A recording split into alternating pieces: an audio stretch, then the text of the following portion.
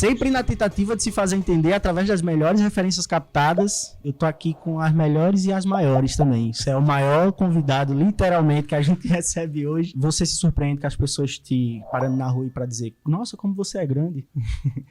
É como eu te disse, né? Criado em com cremogema e esses leite com radioatividade. Mas lá em casa todo mundo teve essa morfologia, né? Grandona. Só que é ruim, hein? É ruim porque rebate na coluna que acaba com tudo. Tô aqui com o professor Pedro, atuação, Elisa Coelho, intervenção cultural, IF e FAO, né? IFAO Campus Piranhas. Campus Piranhas. Tá lá desde quando? Eu tô lá, vai fazer 2 anos agora, né?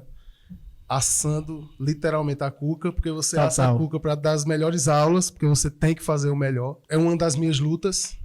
Funcionário público, professor de escola pública, penso que ele tem que dar o máximo para fazer o melhor. É dali que sai alguma mudança, porque é ali que tem um aluno carente, o aluno que não tem oportunidade, não tem acesso, e ele só tem aquela oportunidade. Então, é ali. É a única. Né? Então, você assa a cuca para fazer o melhor, para dar a melhor aula, e assa a cuca no calor. Ano passado, aliás, ano retrasado, no final do ano, eu saí da aula, meio-dia. Quando eu cheguei, tem um termômetrozinho lá, 42 graus. Caralho. Vou morrer agora. Aí tem hora que você prefere ir pro ar-condicionado dormir do que comer. A fadiga é grande, né? Você foi professor de escola pública estadual e hoje é professor de escola pública federal. Eu acho que eu fui professor de todos os tipos de modalidade de escola que possa existir. Uhum. Eu já fui professor na FEBEM, já fui professor do município, concursado. Legal. Só que... Para ensino fundamental. Para ensino fundamental. E foi engraçado porque... eu não aguentei o dia que eu fui chamado, eu não vou dizer qual era a administração, fui chamado para fazer campanha, para ir fazer caminhada, passeata. Tu concursado. Concursado. Certo. Fui fazer, você tem que ir para passeata para o candidato, que é o prefeito tal, e você tem que ir. Eu digo, eu tenho que ir? Como assim? Sabe para onde eu vou agora? Eu vou para a Secretaria de Educação. Fui lá... Procura o meu nome aí como funcionário da Prefeitura de Garanhuns. Ela achou, disse, pronto, delete. Não quero mais essa merda. E depois eu fui funcionário do Estado. Então eu trabalhei no João da Mata. Foi um tempo muito feliz. E depois na Elisa Coelho. Foi lá que eu te conheci. E com aquele projeto que... Assim, eu penso que aquele projeto, Elisarte, né, mudou a vida de muitos alunos. Da minha, inclusive. E mudou a vida também de quem estava ali na gestão daquele projeto. É um projeto muito grandioso, pensado a partir de pesquisas, né? Sobretudo de uma pedagogia que foi muito utilizada na Alemanha no século XIX, uma ideia de Bildung, que é da construção do ser a partir da cultura e da ciência. E a gente começou a formular aquilo e depois eu chamei Silvio, que é o... Silvio é Silvio, né? Outro cabeça. Silvio é Silvio. E chamei o professor Carlos Janduí. A gente saía na hora do recreio, ia para Azevedo. Aí Silvio, que sempre foi um milionário, né? Pagava o cachorro-quente. E a gente ficava ali bolando. Vamos fazer um projeto em que instigue o aluno... Irado. Né, a criar e que não tenha tutela. Porque eu penso que a educação verdadeira é essa da educação sem tutela, sem... Livre. Né, uma educação onde o aluno esteja livre para criar, livre para, né, colocar ali suas intenções artísticas ou científicas. Agora, claro, tem que ter um direcionamento. Você não pode deixar o cara solto. Muito solto, né? E aí a gente ia criando aquilo ali e quando a gente ia para a prática, cara, que a gente via o aluno transformar. E a melhor coisa que tinha é, vem cá, pessoal, vamos se juntar aqui, vamos dialogar. Vamos fazer um trabalho sobre Clarice Lispector. Eu tenho algumas ideias aqui, mas eu não conheço. E a gente dizia isso, né? Eu não conheço.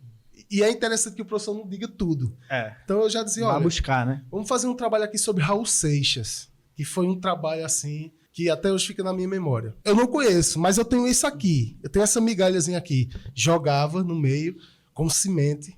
E depois, bicho, quando o trabalho estava pronto, era um absurdo. Eu fui para um museu, foi a primeira experiência lá no Recife, assim, de verdade, porque apesar de ter morado no Recife muito tempo e depois de mais velho ter vivido no Recife muito tempo, eu não tinha essa experiência turística no Recife e em Olinda ali, né? Eu sabia que era centro histórico, mas não tinha conhecimento ali na 7ª série, como eu reprovei muito, eu reprovei a 6ª série, eu reprovei a 7ª série. Então meus amigos já estavam tudo no ensino médio e eu no ensino fundamental. Luan, Cleiton, essa galera tudo eu estudei junto. Grande Cleiton. E aí o professor Silvio levou a galera pro museu no Recife, ali no Brenan, e levou a gente pra Olinda, e foi tipo... as experiências que eu tive, por exemplo, eu quis ser professor depois de ver vocês. Você, legal. Professor Janduí uma vez chegou na 7ª série. Muito obrigado aí, o dono do carro, placa... Um beijo. Miserável. Um beijo. O professor Janduí uma vez chegou assim, meio que todo mundo tinha reprovado, não tinha levado a sério a matéria, e ele muito triste, chegou a chorar na sala de aula, assim. Foi uma das maiores demonstrações de amor que eu já vi na minha vida, foi esse dia, assim. Isso virou um clique na minha cabeça, porque eu tinha não tinha essa percepção do respeitar o professor. Então era um moleque muito solto, pichador, skatista, punk rock, não sei o quê, foda-se todo mundo. E depois de ter umas experiências com professores que se preocupavam de verdade, que me chamavam no canto e diziam, aí, pô, que porra é essa? É isso que tu vai... Tá ligado? Uma parada assim, vocês, tanto por esse lado, tanto pelo lado de como vocês davam aula também. Eu vejo como a educação transforma vidas. Você falou do Elisarte, veio muita coisa na minha cabeça, assim. Meu irmão, velho, nossa, os professores e tal. Toda vez que eu vou conversar com as pessoas dentro do movimento estudantil, eu conto essa experiência.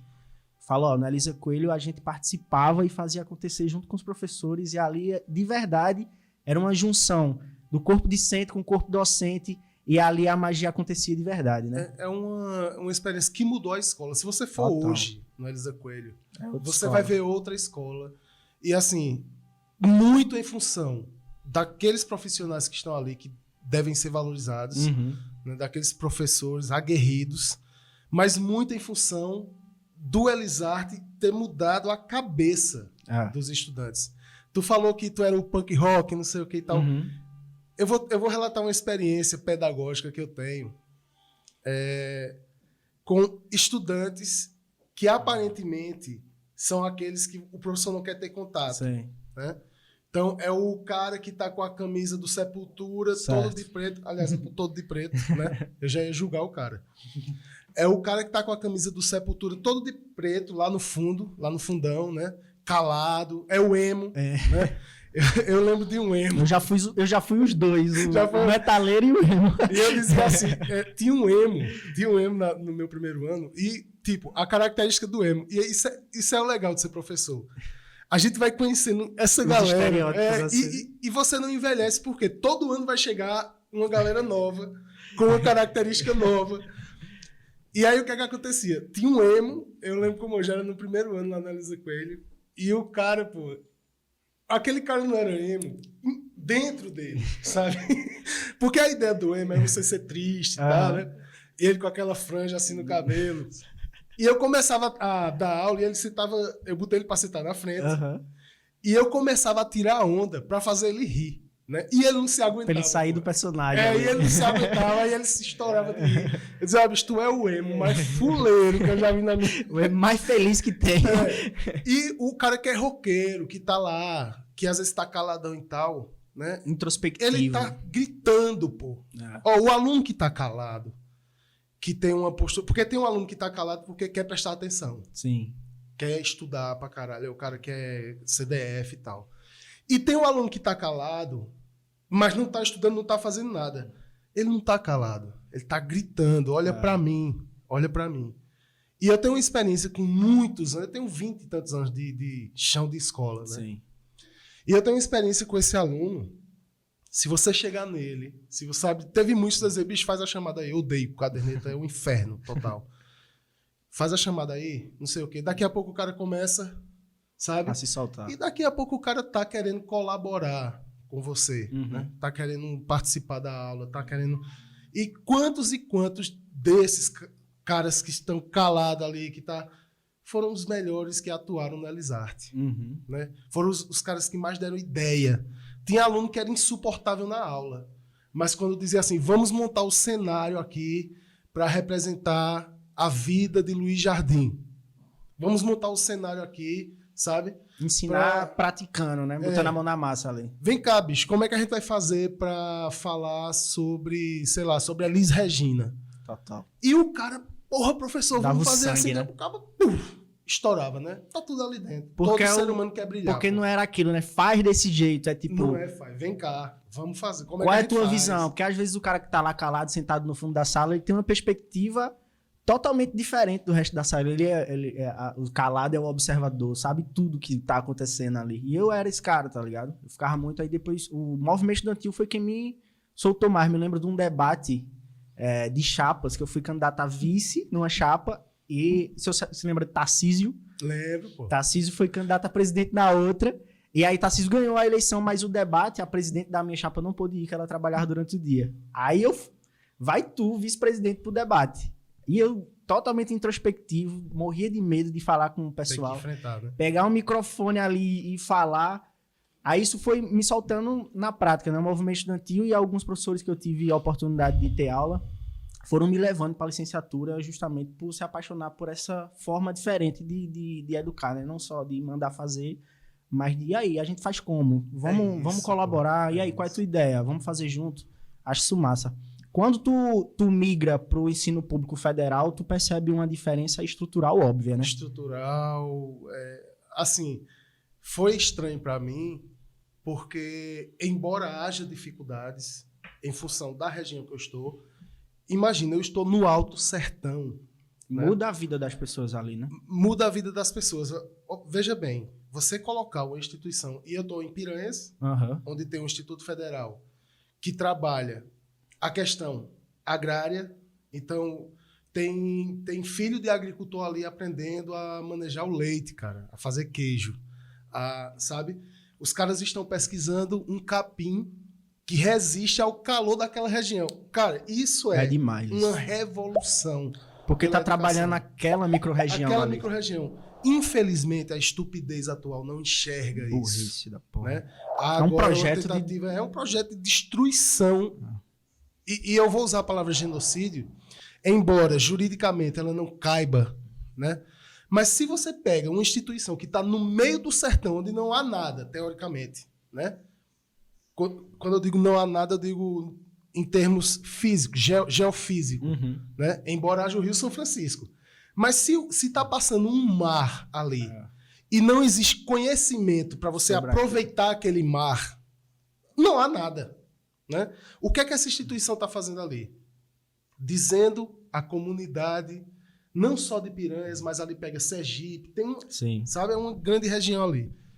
Seus filhos podem plantar aqui, nessa terra seca. Sem precisar sair daqui. Sem precisar sair daqui, se utilizando de ciência. Sim. Então, é necessário que haja uma valorização científica. Aí tu tá aqui em Piranhas, tem essa instituição. Tu roda 40 quilômetros, tem uma unidade da Universidade Federal de Alagoas, em Delmiro Gouveia. Compreende? Então, aquilo ali, só 2 instituições que mudam uma região inteira. Eu gosto muito dessa frase, eu não sei se é de Caetano, né? Eu vi esses dias e fica impregnado assim, mas as pessoas nasceram para brilhar. E qual é a centelha? Né? A palavra spark, que é centelha. Qual é a centelha? É a educação. Quando tu falou aí, faltou a debatedoria, eu era tímido, mas eu comecei a me soltar, né? Na educação a gente coloca como eu comecei a despertar. Já estava em você. Sim, o comunicador já existia. Ele só tinha barreiras que foram sendo rompidas. Onde? Na escola. Meu público era o espelho, o banheiro. Entendeu? A escola te deu a oportunidade de romper essas barreiras de timidez que são colocadas. Ninguém nasce tímido. Imposto, né? Porque nenhuma criança é tímida. Nenhuma criança Se entrar aqui agora, se meu filho crescer mais, vai crescer mais um pouco, aqui, ele, né? mesmo sem te conhecer, ele vai lá. Não tem essa barreira. Então, né? a escola, a educação, é essa força vital que faz o indivíduo despertar, não o que já tem nele, porque é o seguinte. Porque tem a ideia como também. Eu sou da linha filosófica existencialista, eu não acredito que você nasce para isso. E você não nasceu para ser comunicador, eu não nasci para ser professor. Isso é resultado de escolhas que a gente faz ao longo da vida, né? E oportunidades a partir do nosso meio. Então, se eu nascesse filho do dono da Odebrecht, eu tava lá, pô, roubando com ele, né? A oportunidade é Por quê? Porque você tá lá naquele meio. Então, meu pai ia dizer, ó, assina esse documento aqui, né? Dificilmente eu ia dizer não. Deixa eu ler aí. Você compreende? Mas a gente nasceu, e eu digo, a gente teve a sorte de nascer onde a gente nasceu e dessa terra seca, fazendo uma ponte aqui, né? Com o sertão. Dessa terra seca, a gente criar o que a gente tá criando. Eu sou muito orgulhoso das pessoas que eu ajudei a despertar, né? E dessa pessoa aqui. Quando foi que você despertou pro lado da educação? E aí, vê só, né? E aí eu estudava no Diocesano, fazendo ali 6ª, 7ª série, já perto do ensino médio, e na casa do meu tio tinha uma locadora. Eu estudava de manhã, ia para casa, aí almoçava, descia para casa do meu tio. Meu tio ia trabalhar, ele era professor, Mário, de física. Lá, no quarto dele, tinha centenas de filmes, centenas de discos e livros. Então era tudo que eu queria. Eu não gostava de jogar bola. Nunca fui bom. Ninguém me escolheu para jogar a porra da bola. Então, pô, eu vou para lá. Lá eu encontrei um mundo. Universo da porra. Um universo. E daí, Tiago, a ideia, por exemplo, do Elisarte, de a cultura te desperta. Porque lá eu encontrei a lista de Schindler. Eu comecei a aprender sobre nazismo. Eu não aprendi sobre nazismo nos livros. Eu vim me aprofundar depois, né? Lá eu encontrei filmes sobre Roma, filmes sobre, sabe, a história. Filmes sobre história contemporânea e tal. E eu fui absorvendo aquilo. Lá eu encontrei brasileirinhas. Eu era crítico de cinema pornô nessa época, né? Encontrei todo tipo de filme, todo tipo de cinema. Eu lembro, eu folheando assim os discos do meu tio e achar um disco, eu lembro como hoje, uma coletânea de Djavan, uma que era Lilás, colocar ali para tocar, aí tocar Lambada de Serpente, e eu, o que é que esse cara quer dizer? Né? E ter palavras ali que eu não conhecia, só que lá tinha dicionário. Depois ir procurar. Né? Pra tu ter, e aquilo foi me despertando. Eu lembro de ouvir Pink Floyd, e aquele som era tão louco, era tão, sabe? Me deixava tão em êxtase assim. Eu dizia, mas o que é que esses caras estão dizendo? E na época não tinha internet. Não tinha internet de jeito nenhum. Eu sou da época que não existe internet. Eu acho que só existe internet nos quartéis, no Pentágono, né? E eu pegar um dicionário de inglês desse tamanho, e pegar o disco The Wall ou The Dark Side of the Moon e palavra por palavra, bicho, traduzir. Aquilo ali provocou uma revolução em mim. Aí, veja o que é que o meio faz. A única opção que eu tinha mais parecida de sistematizar aquilo em termos de ciência, em termos de estudo, aqui em Garanhuns, porque eu não podia sair, não tinha condição financeira de sair, era o curso de História aqui na UPE. Então, é o meio que te faz. Eu não podia dizer, eu quero... Por isso que eu acho que isso é uma falácia de coach. Você quer, você faz. Isso é uma merda de discurso, entendeu? Idealista. A única oportunidade que eu tinha era... O que mais se aproximava do que eu gostava era História na UPE.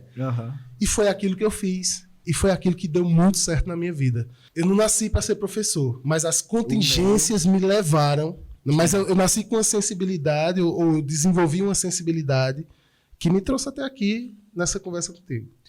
Muito foda, porque comigo foi o contrário. Eu não tinha nada dessa influência de nada, de disco, de CD. Na verdade, eu tenho o meu tio, por parte de mãe, que ele é muito fã de Chico Sainz, Nação Zumbi, e ele tem todos os discos em casa. E tipo, eu ficava namorando os discos, mesmo sem escutar. Eu ficava vendo aquelas capas. Aquela capa do Afro Cibiderlia, que o do peixe tá sentado na cabeça do percussionista, que eu esqueci o nome agora. E tipo, aquilo me envolvia, e quando meu tio botava pra escutar, eu ficava meio assim, escutando. E eu acho que esse meio que você falou também, eu rememorando agora, o que me trouxe até aqui também tem essas referências, né? Por isso que o Receptor é através das melhores referências captadas. Porque é justamente essas referências que me trouxeram até aqui pra também estar sentado batendo um papo contigo. O que tu como professor de ensino médio hoje, né? Tu dá aula no primeiro, segundo, terceiro ou é só uma das... Lá, pré-vestibular lá também, né? eu dou aula na educação de jovens e adultos, no ensino médio e no ensino superior, né? Então, a cabeça do cara fica no assim... superior é no curso de... Lá tem agronomia, tem física, né? Então, eu trabalho nessa parte de educação, da educação do professor, né? Na parte de licenciatura. Porque o cara que faz física, ele não vai estudar só física. Ele tem que Ele vai aprender a ser dar professor. aula, né? Então, eu trabalho também na filosofia da educação, né? Isso, nossa. eu ainda não tenho uma cadeira titular, né? É quando, por exemplo, tem alunos que vão estar em recuperação, aí eu vou lá e dou aula. Mas eu trabalho mesmo hoje no ensino médio. O formato hoje do Enem, desse funil para entrar na universidade, tu acha que ele é ainda o melhor formato? O melhor formato do mundo, em termos de vestibular, é não existir vestibular. Perfeito. Né? O melhor formato é esse que o aluno sai do ensino médio e ele tem a oportunidade de escolher sua vaga. Uhum. Então, o que eu vou falar aqui é bem interessante, porque quando a gente defende educação pública, gratuita, de qualidade para todos, o senso comum hoje chama isso de comunismo. Né? Se você tem algum conhecimento de história da educação, você vai se ligar, você vai ver que esse pleito de educação pública universal, quando diz universal, não tem que ter esse papo de tem que investir só na educação básica, que é o papo liberal, né? De ter que investir só na educação básica. Universal, cara, quer dizer todos. Né? Todos. Esse pleito é da burguesia francesa da Revolução. Entendeu? Os caras disseram o seguinte: vamos derrubar aqui a sociedade do antigo regime, vamos inaugurar uma nova sociedade no mundo, que é a sociedade burguesa, mas a gente só pode explorar o trabalhador se ele sabe ler, se ele sabe contar, se ele sabe... Então a gente tem que colocar a educação para todos, porque não dá para você explorar um cara que não tem um mínimo de educação. Não sabe fazer nada. Então esse pensamento gerou, se você for ver lá aqueles documentos a Declaração dos Direitos do Homem, lá de 1700, a Constituição Francesa de 1791, esses documentos vão colocar ali a educação como um bem público. Como um bem público. Todo mundo tem que ter acesso à educação. Até porque, para você ser explorado, olha a parte triste da coisa, né? Até porque, para você ser explorado, você tem que ter um mínimo de conhecimento. Agora, você imagina hoje, na era da informação. Infelizmente, a gente está na era da informação, a gente não está na era do conhecimento e da sabedoria. Né? No dia que a gente chegar na era da sabedoria, não sei nem se a gente chega nisso, né? Aí o pessoal vai entender que a educação tem que ser universal. Dentro do cronograma, ali dentro das leis e dos parâmetros BNCC e tal, existe uma estrutura que o professor tem que seguir, né? Eu vejo que tuas aulas são bem diferentes, assim, de vez em quando tu tá postando um pedaço das tuas aulas bem dinâmico e tal. Como é que tu faz pra, mesmo tendo que seguir aquilo, correr por fora, assim? Como é essa tua preocupação? Porque seria, no caso, uma coisa bem mecânica dentro dessa estrutura, né? De você... o Enem pede esses assuntos, então você vai dar esses assuntos. Então a Revolução Pernambucana não está ali, a história de Garanhuns não está ali, a história da terra lá lá de Alagoas, lá de Piranhas, não está dentro desse cronograma que o Enem pede. Como é que tu faz para fazer isso, para lidar com essa coisa mecanizada, para trazer o aluno? Eu me lembro das minhas aulas de história, era coisa muito distante, eu odiava história. Eu quero saber da porra do Egito, meu irmão. Tá ligado? É muito distante pra mim. Aí quando falava mais de Garanhuns, falava de Pernambuco, porque gera empatia, né? Eu me lembro que o primeiro livro que eu li na minha vida foi Bruce que me emprestou. Era Histórias do Cangaço aqui no Agreste do professor Antônio Vilela. E aí quando eu vi ali Lajedo, Garanhuns, eu... Nossa, daqui agora, nas terras onde eu ando. Aí, como é essa tua dificuldade como professor de história de querer trazer o aluno mais para próximo e ter que falar da Mesopotâmia, lá do Egito? É interessante isso. Tem um pedagogo americano chamado Ausubel. Que ele diz assim, bicho, tu só aprende o que é significativo para tu, né? Eu vou pegar esse, tu falou em Egito, e eu vou pegar logo de cara esse aí. Eu dou aula em Piranhas, né? E, coincidentemente, os módulos que eu estou trabalhando agora são de história antiga. Porra, como é que eu vou falar de Egito, o cara que tá aqui em Alagoas? Mas, porra, só existe Egito. E aqui eu estou sendo bem determinista geográfico, porque tem o Nilo. Mas só existe Piranha porque tem o Rio São Francisco. Acabou. Quando você me falou do Rio, que tem um mar que passa ali, eu liguei na mesma hora. É isso. Então, quando eu faço essa ponte, né? E às vezes eu passo mais a falar sobre aquela realidade do ribeirinho que sobrevive daquilo ali, entendeu? Que cria seus deuses. A carranca, por exemplo, né? Tal. E do egípcio que tinha o rio e que criava os seus deuses. Por exemplo, o gato é um deus no Egito porque o gato protege o grão, tá lá armazenado do roedor, né? Então o cara vai dizer, eita porra, mas o professor tem que ter um malabarismo, só que parte de duas coisas, Tiago. Primeiro, o professor tem... Eu estou defendendo muito isso nos projetos. Eu estou com alguns projetos, depois eu vou falar para ti. Tem que ter obsessão. Eu acho que o cara que se presta ao mundo do conhecimento, do estudo, seja em que área for, ele tem que ser obcecado por essa merda. Total.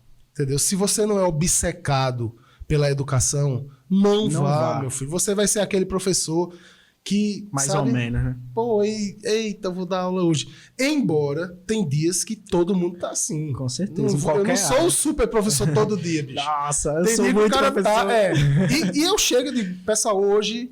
Tá uma merda. Tem como vocês fazerem um exercício... Porque agora o professor tem que ser sincero. Porque a pior coisa é o professor estar enrolando ali. Pessoal, hoje vamos fazer um exercício. Eu não estou com cabeça para... Mas como você tem esse crédito com o aluno, tá entendendo? Porque toda hora você chega lá e aula, pau, você pesquisou pau, traz coisa. Quando você tá cansado e diz, pessoal, vamos fazer um exercício hoje, eu tô... Bicho, todo mundo... Concorda e faz. Eu já peguei turma assim, bicho, de turma que derruba tudo, né? E eu fiz acordo com ele. Pessoal, eu vou dar aula. São 50 minutos. Eu vou falar 45 minutos. 5 minutos vocês vão entrar no celular, Instagram, o que vocês quiserem. Pronto. A aula. O acordo foi feito. E esse cara assim, 5 minutos. Arrocha. Mexe aí nessa desgraça. Entendeu? Então tem que ter essa... Então você tem que ter obsessão por estudo e você tem que ter sensibilidade. Então o que é que eu... As últimas aulas que eu dei no módulo que acabou agora. Eu peguei Roma. Então, na avaliação, ao invés de eu perguntar a ele por que Marco Antônio entrou em conflito com Otávio, que isso é chato pra caralho, ele não vai mudar nada na vida dele, eu trouxe o estoicismo, uma filosofia romana que faz com que você viva melhor, que faz com que você viva as suas potências de acordo com o cosmos. Só que ainda é chato. Isso ainda é chato. Como é que eu expliquei estoicismo para eles? Eu pego Nothing Else Matters, do Metallica, passo a música para eles, explico a letra e digo a eles onde o estoicismo está aparecendo ali. Aí, bicho. Aí imagina, aí o cara diz, professor, mande prova, aí a gente quer fazer prova. Primeiro você entrega uma coisa onde ele veja que, meu irmão... E teve cara lá, teve menina lá na turma que nunca tinha ouvido Metallica na vida. Né? Eu nunca tinha ouvido Beatles na vida, foi você que me apresentou. Naquelas aulas de inglês à tarde na Luiza Clemente. Sim. Isso é o que faz a parada fervilhar. Educação vem da palavra latina, né? Educare, que é despertar. Eu tenho que achar, se for, é porque eu não ouço, mas se for para explicar Sartre, ou se for para explicar a teoria da caverna com Safadão, quase Safadão, e tiver liga, eu vou botar... Vem aqui, vamos ver a pisadinha aqui, febre do rato. E vamos aprender esse negócio, entendeu? Pronto. Eu tô muito ligado em filosofia agora, depois da pós-graduação. A gente tava vendo Grécia. Então, eu tô tirando uma parte das aulas para ver filosofia.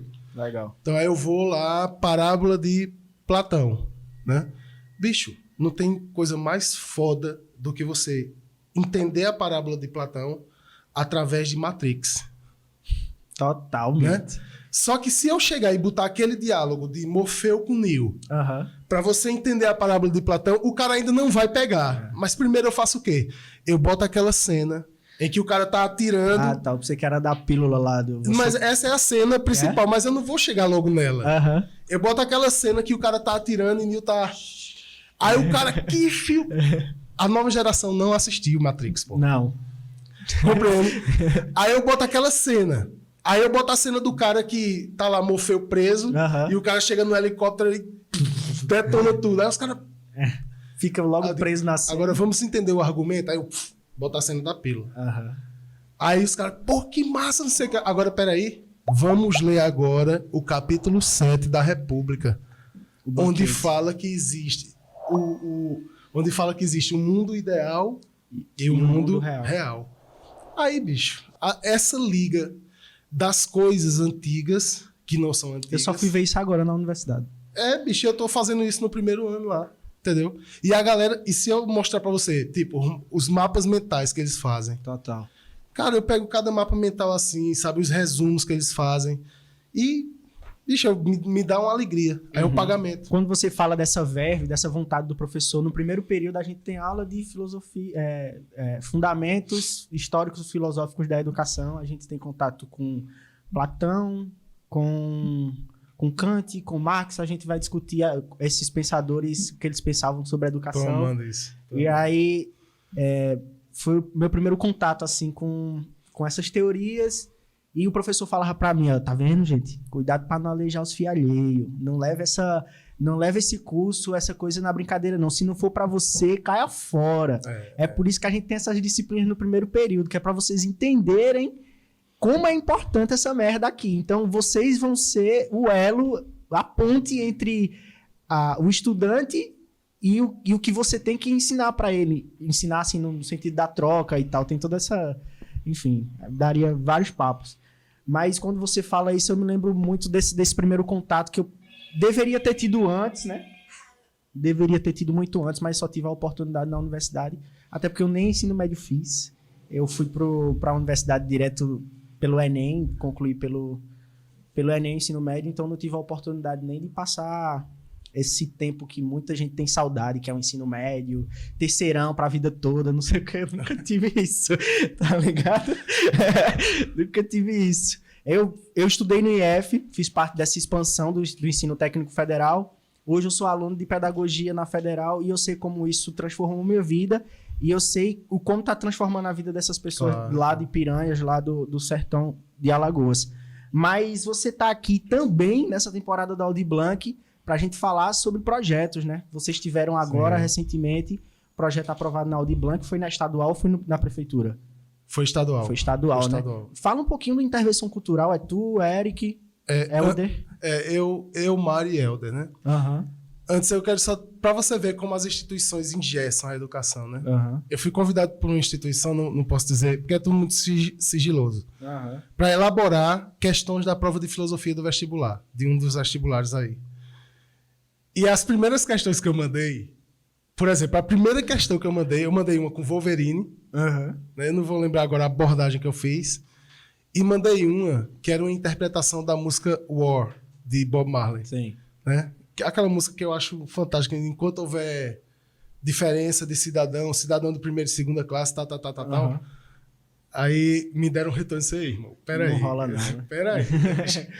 Pega leve, né? Vai devagar aí. Mas porque as instituições ainda... Imagina, é Bob Marley. Se você que mas hoje tá assistindo... já tem Racionais no Enem, já tá mais flexível. Né? Só eu fico pensando assim, né? Tem uma galera que ouve Bob Marley pra se balançar, né? Pra balançar o corpo. Mas, cara, leia a letra. Bob Marley. Vou fumar outra... Irmão, leia a letra desse negócio, que esse negócio é incrível, é absurdo. Então falta, muitas vezes. É uma coisa que eu penso que tem muito numa parte da juventude, sobretudo numa parte dos estudantes. É muita atitude universitária sem estudo. Pouca reflexão, né? É muito, sabe? É muita atitude de revolucionário sem estudo, cara. Sem estudo, sabe? Eu vou botar uma boina mas eu nunca li uma linha do manifesto do Partido Comunista. Sabe? Pô, eu acho que falta isso. E isso dá uma desagregação. Sim. Isso, sabe? Falta teoria. Não, claro, o cara que tá lá no trabalho, o proletário e tal, se a gente tá falando nesses termos, ele não precisa dessa teoria. Mas se você entrou na universidade, cara, e você deixa de estar na sala de aula, pegando suas referências, indo para casa estudar, para estar na frente da faculdade, bebendo, mano, tem alguma coisa errada aí, né? Eu tô com alguns projetos. Um deles é o Intervenção. Eu penso que a gente tá conseguindo um resultado muito bom com a Intervenção. Esse resultado é o resultado de atrair pessoas. Ele começou, né? Eu e Helder. A gente disse, bicho, tá na pandemia, tá todo mundo preso dentro de casa, vamos abrir a live e vamos dizer o que a gente tá lendo, o que a gente tá ouvindo e o que a gente tá vendo. Para que o cara que tá em casa, e esse cara que tá em casa é um privilegiado, porque o trabalhador, hoje, ele tem que entrar no ônibus. Outro dia eu postei que o ônibus é uma câmara de infecção, muito comparada ao que a gente viu, né? Na Segunda Guerra Mundial.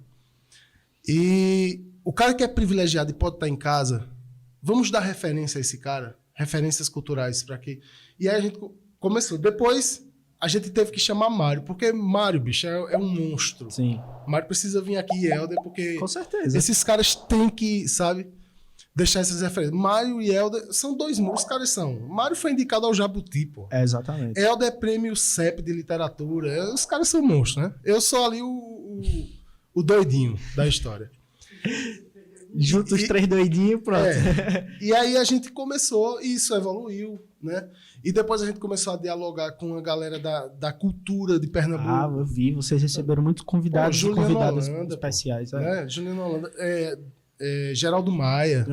Então, uma galera muito, muito importante pra gente, assim.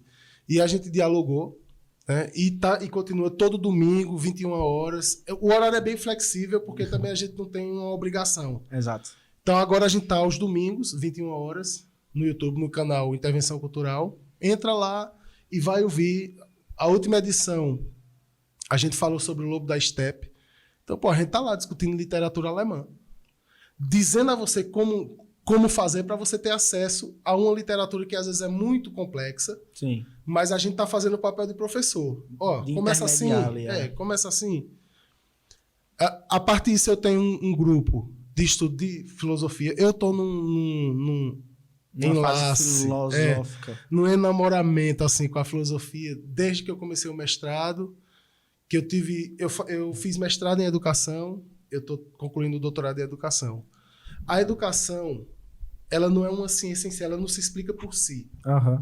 A educação é um fenômeno que ela precisa da filosofia, da história e da sociologia para se explicar, né?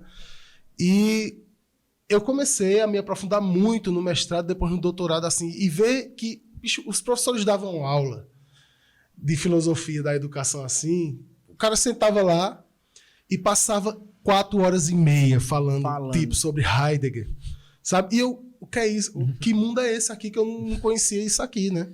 E fui me inteirando, claro, filosofia é uma coisa para anos e anos de estudo e dedicação, né? Mas eu estou num namoro muito, muito legal com a filosofia. E aí eu formo grupos. Ontem eu li uma coisa que eu achei muito interessante. Estava em inglês, eu vou tentar assim, fazer uma tradução, mas era tipo... Quando você vê, você aprende 30%. O que você ouve, você aprende 40%.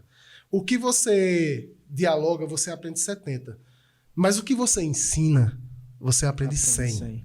Né? Então foi o que eu fiz.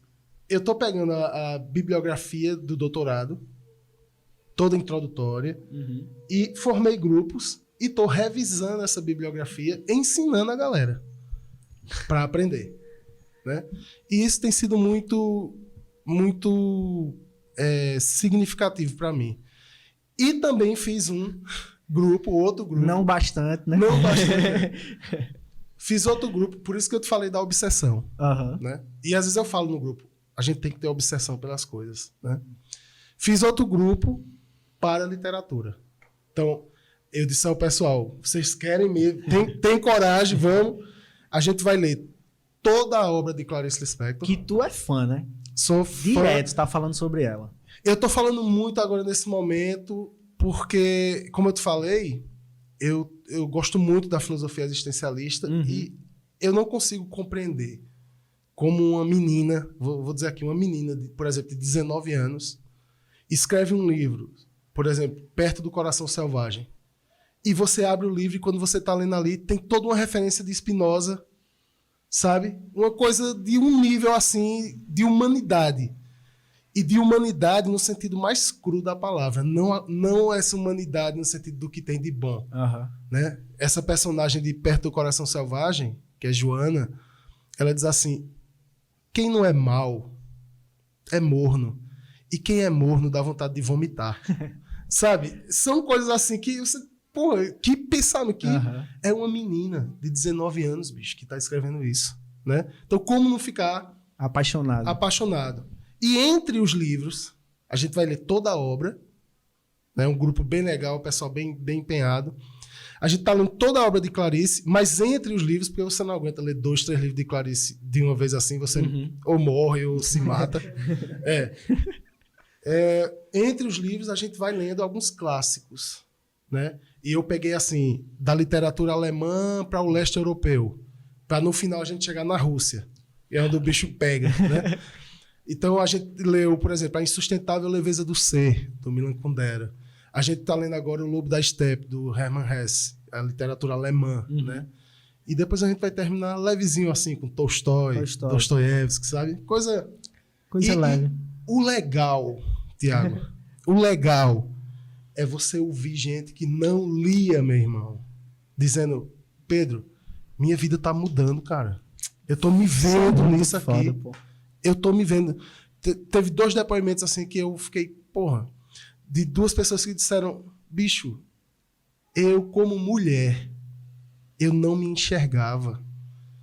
A minha vida era entregue a outros propósitos que não o de ser eu. O de ser eu. E agora eu estou começando a entender que eu tenho que ser eu. E eu te agradeço. Eu digo, não. Agradeço a Clarice. Agradeço a Clarice. Eu sou só a ponte. Agradeço a Clarice e agradeço a Hermann Hesse. Eu agradeço a Milan Kundera. A referência dela. Né? A gente está só acessando aqui. Queria, antes de mais nada, agradecer aos nossos patrocinadores, né? Que é ninguém. Ninguém está patrocinando o Receptor. Se você tem uma empresa, um negócio, tá a fim de investir nessa mídia alternativa, independente aqui de Garanhuns, para a gente poder continuar fazendo cada vez mais, sem parar, e a gente não vai parar, mas se tiver um apoio, é o combustível, né, para a gente estar sempre trabalhando nesse sentido. Tem o Pix, receptorpodcast@gmail.com, você colabora com quanto você puder, o dinheiro que você tiver aí. Tem R$1? Tem R$2? Tá sobrando aí na carteira digital do PicPay, do Nubank? receptorpodcast@gmail.com, e você vai ser o nosso patrocinador. Pedrão, muito obrigado. Eu só te chamo de Professor Pedro. As pessoas te chamam de Pedrão. Eu não sei como é que você gosta de ser chamado. Eu prefiro o Professor Pedro. Eu não sei se você gosta dessa alcunha. Tá tudo Naquela certo. câmera ali, você fala o que você quiser, se despede. Muito obrigado. Valeu mesmo. Você é uma das maiores referências, tanto em tamanho como referências mesmo. Naquela câmera você se despede, fala com o público do Receptor que tá... Verdade. Aquela é a câmera. Eu queria apenas dizer o seguinte, que todo brasileiro, toda brasileira, todo pernambucano, todo mundo que se apaixone pela educação, se apaixone pela causa, mesmo que você não seja estudante, mesmo que você não seja professor ou professora, se apaixone pela educação. É o caminho que nós temos para a gente sair do obscurantismo em que a gente se meteu. Beijão. Valeu!